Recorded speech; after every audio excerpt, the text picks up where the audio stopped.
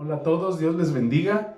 Damos gracias a Dios por esta nueva oportunidad que nos regala de compartir su palabra. Esto es un verdadero privilegio, por eso nos alegramos el día de hoy.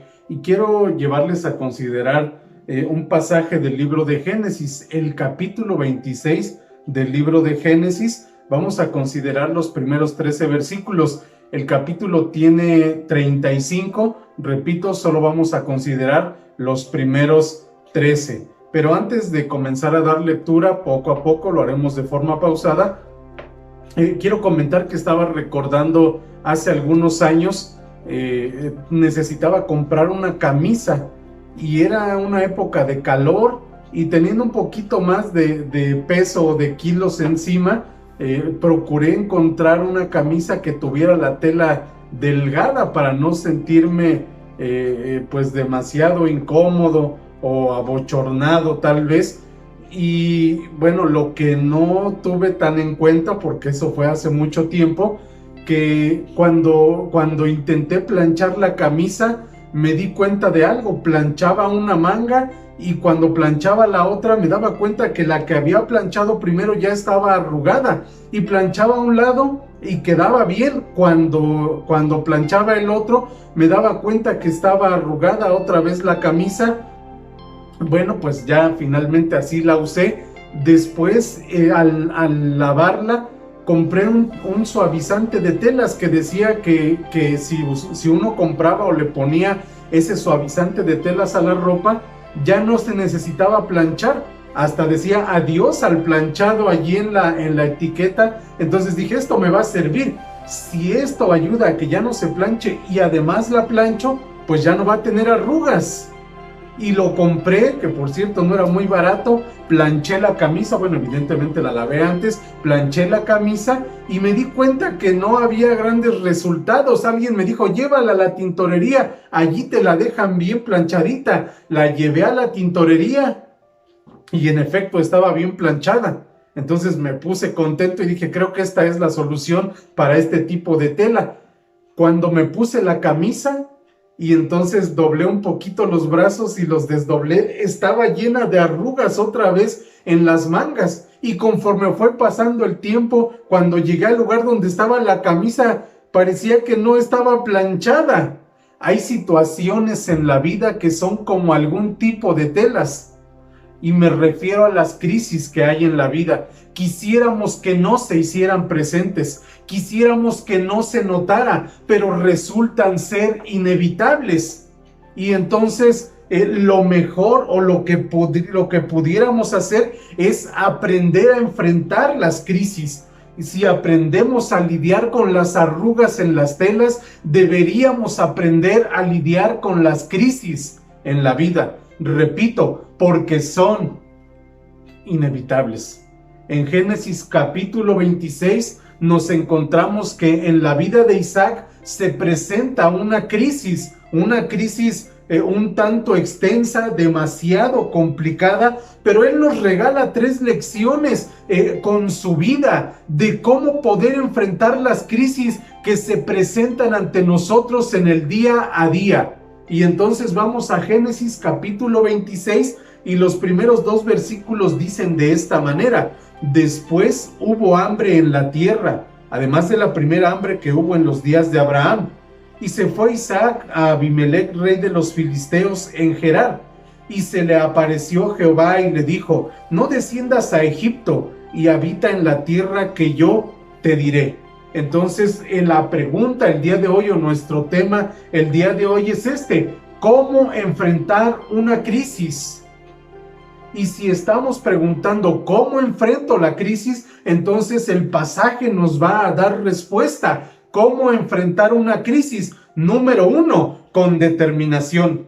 Necesitamos determinación para poder aprender a enfrentar una crisis. Y si vemos a Isaac, nos damos cuenta que en efecto le pasa exactamente lo mismo que a nosotros. No está contento, no está para nada conforme con la situación que está viviendo, porque es real que las crisis no son algo agradable, por el contrario, son en extremo desagradables y quisiéramos que no estuvieran, que no se hicieran presentes a lo largo de la vida, pero como ya lo dije al inicio, son inevitables.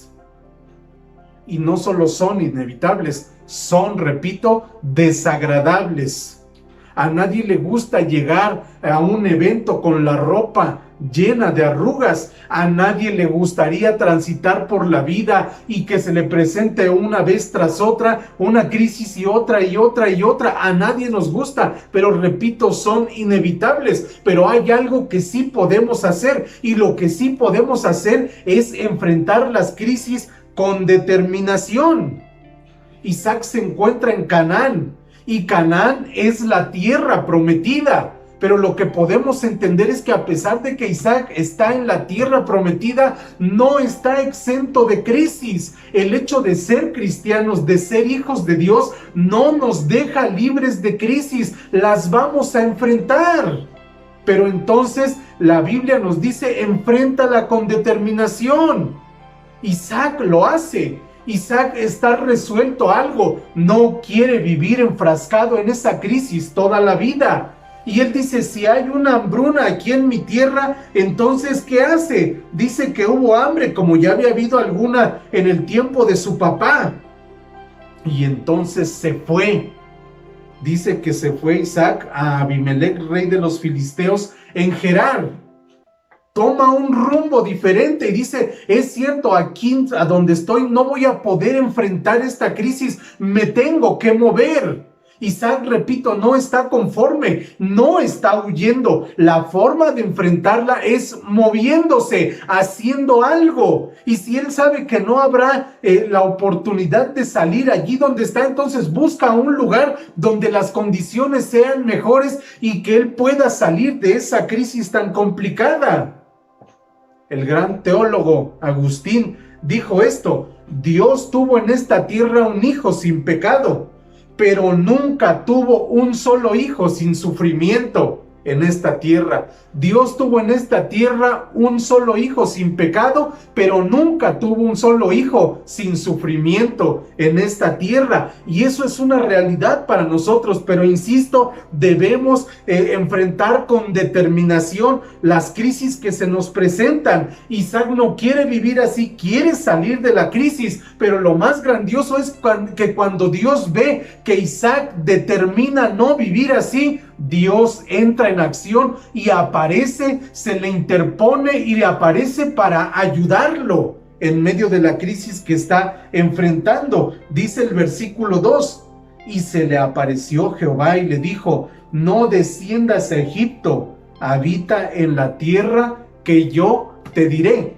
Se le apareció Jehová. Entonces, por lo que se entiende, la determinación de Isaac era solo hacer una parada en Gerar, pero su meta final estaba en Egipto. ¿Por qué estaba en Egipto? Porque en Egipto estaba el río Nilo y el río representaba abundancia de cosecha, representaba que no iba a haber sequía, que no había hambre, que la tierra entonces sería fértil y la tierra en ese lugar sí estaba produciendo. Pero Dios le dice, yo te voy a dar mejores instrucciones, sé que tú estás resuelto, sé que ya determinaste enfrentar esto, pero hay algo que te quiero decir, no lo enfrentes solo, me tienes a mí, y si conmigo enfrentas esta crisis, saldrás todavía mucho mejor, te irá mejor de lo que tú has pensado hacer por tu cuenta. Así que, ¿cómo enfrentar una crisis? Número 1, con determinación. Y Dios siempre habrá de intervenir. Alguien dijo, entrégale tu preocupación a Dios cada noche. ¿Sabes por qué? Porque Dios está despierto toda la noche.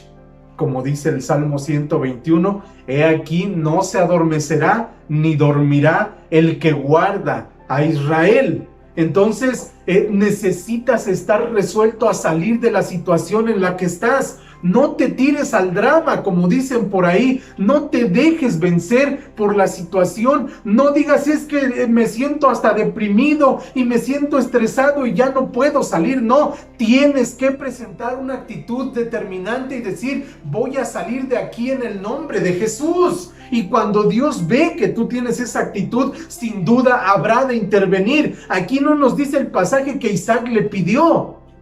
Seguramente lo hizo, o tal vez se le estaba olvidando hacerlo, pero lo haya hecho o no, Dios determina y Dios decide intervenir. Y escúchame, querido hermano, Dios se hará presente en tu vida por muy difícil que sea tu situación.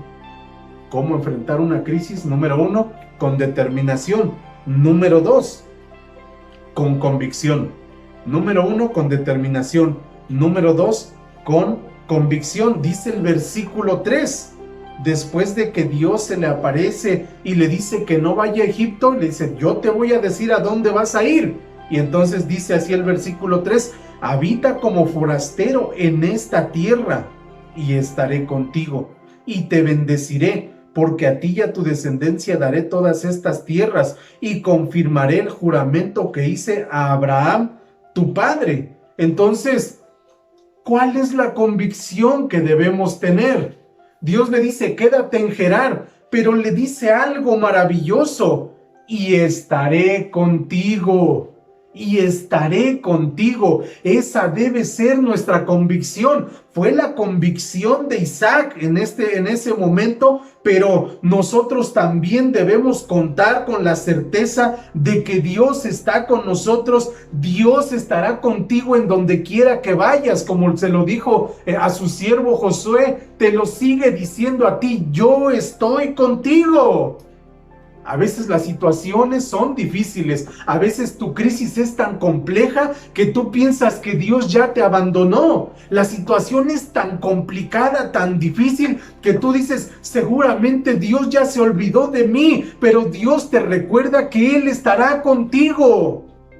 A pesar de la índole que sea tu crisis. Hay crisis físicas, hay crisis emocionales, crisis económicas, y podría citar un montón de diferentes crisis que se presentan en nuestra vida. Cualquiera que sea tu crisis en este momento, recuerda lo que Dios ha dicho, que Dios va a estar contigo. Esa debe ser tu convicción, esa debe ser nuestra convicción, que Dios está con nosotros y que nunca se irá. Repito, aunque a veces parece que lo complicado de la situación nos grita, Dios te abandonó.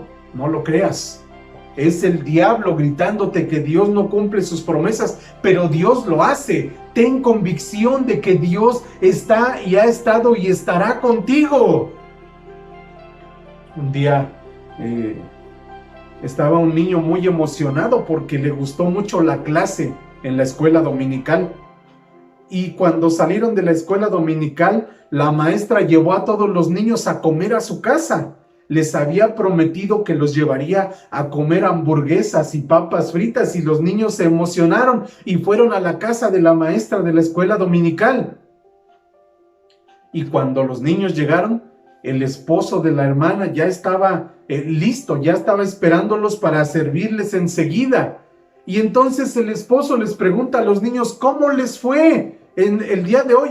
Y el niño contestó, excelente. Excelente.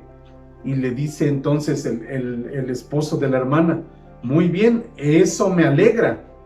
Y entonces le dice, vamos a orar y vamos a darle gracias a Dios por eso, porque les fue muy bien en la clase. Vamos a orar porque Dios está aquí con nosotros y Él nos escucha y Él quiere escuchar nuestra gratitud.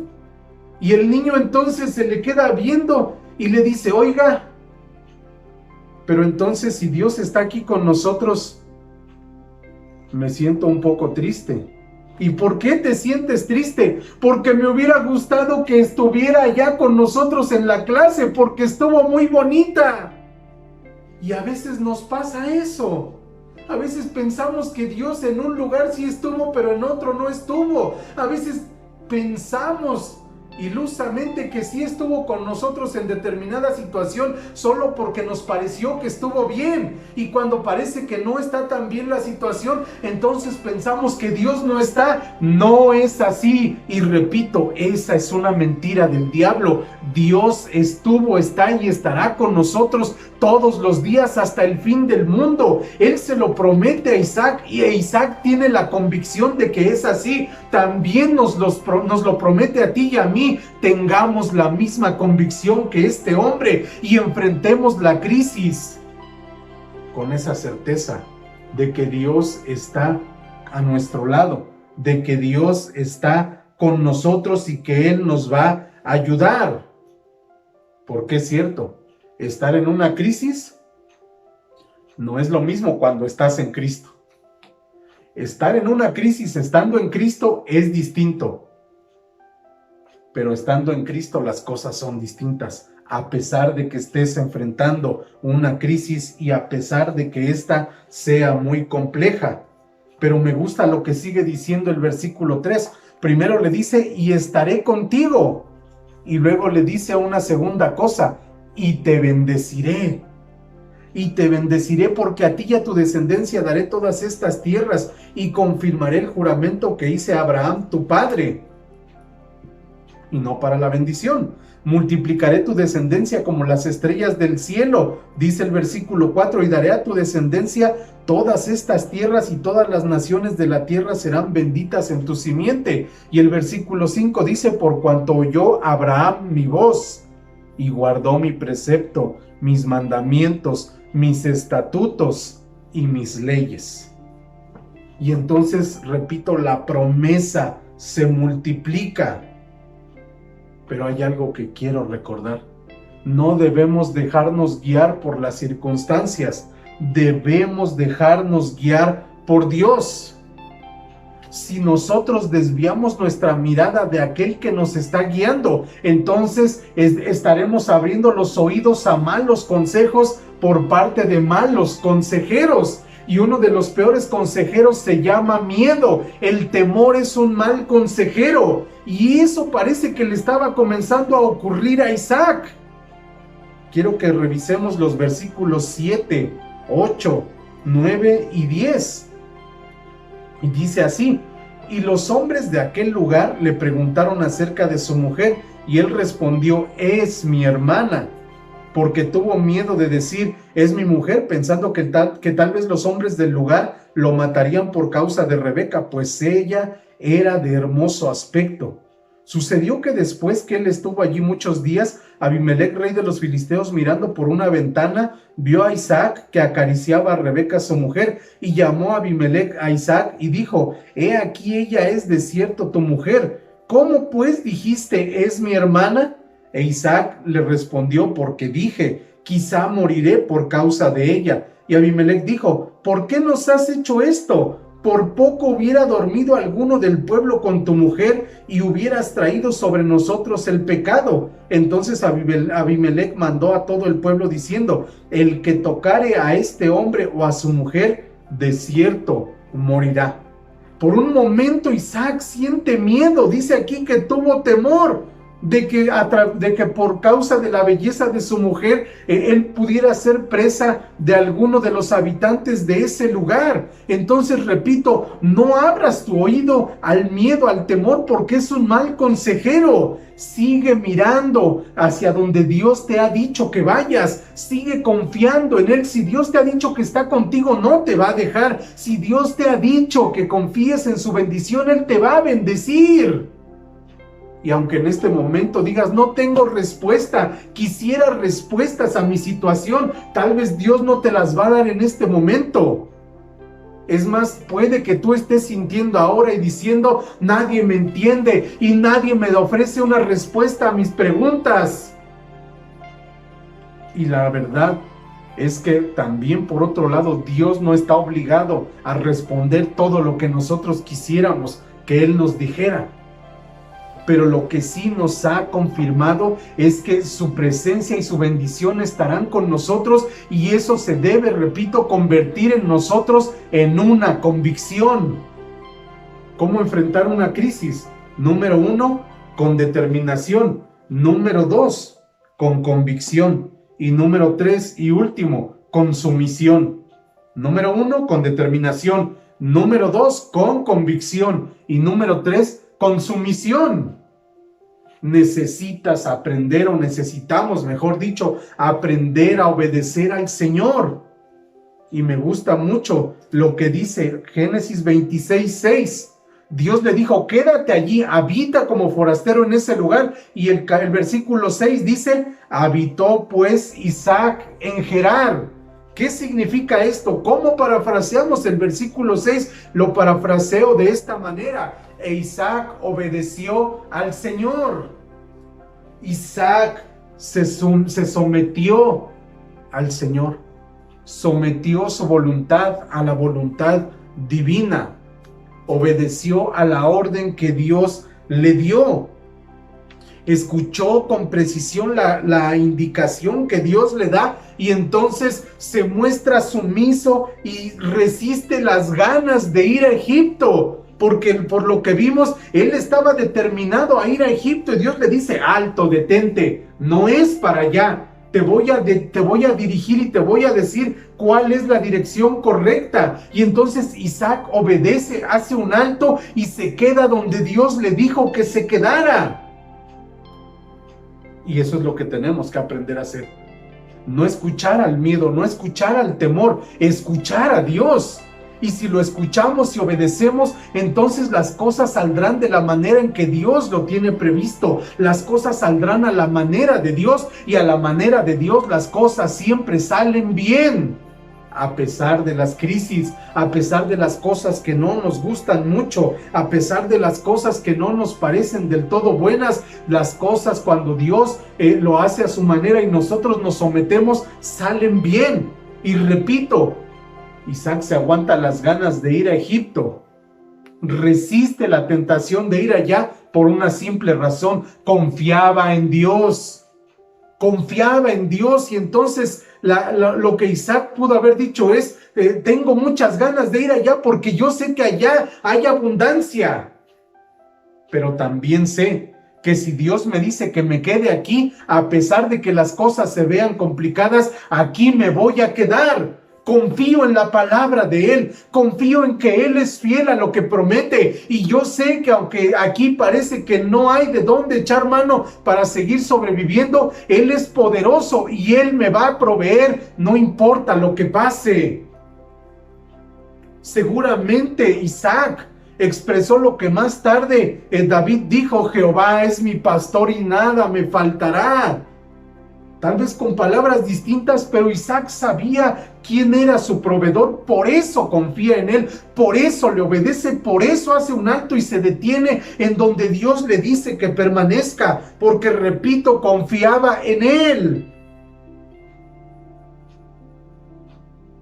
Y cada persona a lo largo de la historia bíblica y después de que se cerró el canon bíblico, cada persona que ha determinado poner en Dios su confianza ha experimentado justamente eso. Todo aquel que somete, que rinde su voluntad a la voluntad divina, nunca será defraudado. Dice el versículo 12, Génesis 26:12. Y sembró Isaac en aquella tierra, y cosechó aquel año 100 por 1, y le bendijo Jehová.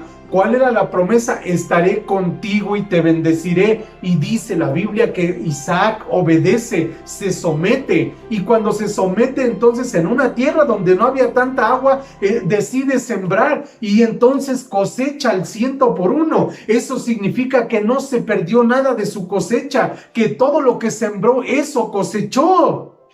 Pero me gusta cómo termina el versículo, y le bendijo Jehová, cumplió su promesa. Del versículo 13 dice, el varón se enriqueció, no solamente Dios le bendijo con la cosecha, lo hizo rico, dice, el varón se enriqueció y fue prosperado, y se engrandeció hasta hacerse muy poderoso, y tuvo hato de ovejas y hato de vacas y mucha labranza, al grado de que hasta los filisteos le tenían un poco de envidia o mucha envidia, no sé cuánta, pero le tenían envidia. Pero Dios cumple su promesa solo cuando le obedecemos, solo cuando nos sometemos a Él. Y repito, los hombres a lo largo de la historia que han confiado en Dios no han sido defraudados, han sido rescatados de muchas situaciones difíciles. José fue rescatado de un pozo. Dios lo rescató porque José confiaba en Dios. Daniel es rescatado del foso de los leones porque confiaba en Dios. Jeremías es rescatado de una cisterna porque confiaba en Dios. Lázaro pudo salir de la tumba porque confió en Dios.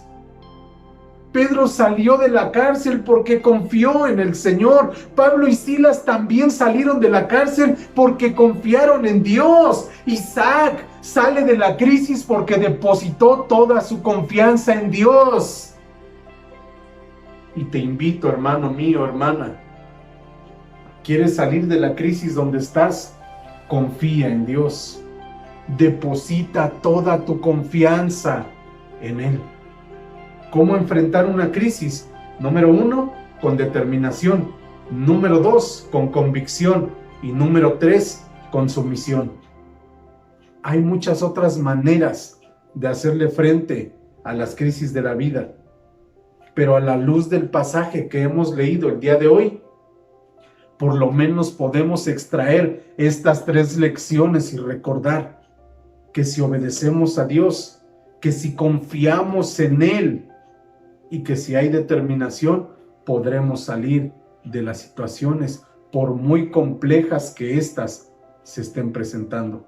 Te invito a que deposites en Dios tu confianza y no solo eso, te invito a que lo hagas mediante una palabra de oración en esta hora. Vamos a orar.